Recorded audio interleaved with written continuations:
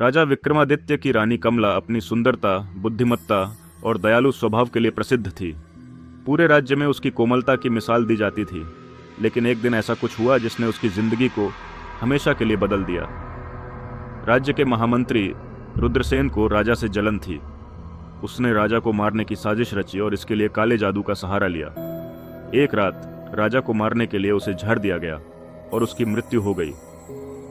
जब कमला को सच्चाई पता चली तो वह पूरी तरह से टूट गई।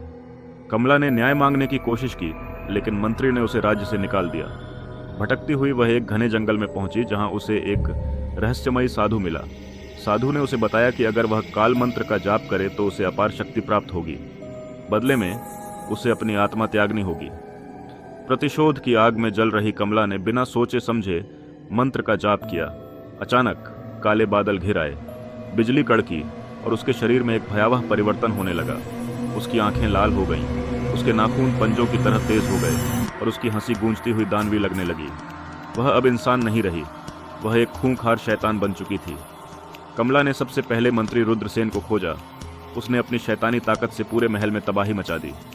एक एक करके सभी गुनहगारों को उसने दर्दनाक मौत दी, परंतु उसकी प्यास यहीं खत्म नहीं हुई। अब वह केवल एक रानी नहीं थी, वह अंधेरे की रानी बन चुकी थी, जो हर रात किसी न किसी की बलि लेती थी। जब राज्य के लोगों ने उसकी दहशत देखी तो उन्होंने एक संत को बुलाया। संत ने अपनी शक्तियों से उसे रोकने की कोशिश की, लेकिन कमला अब अमर हो चुकी थी। संत ने उसे श्राप दिया कि वह हमेशा अकेली और भूखी भटकती रहेगी। आज भी रात के अंधेरे में कुछ लोग दावा करते हैं कि उन्होंने जंगल में एक लाल आंखों वाली डरावनी छाया देखी है, जो अपने अगले शिकार की तलाश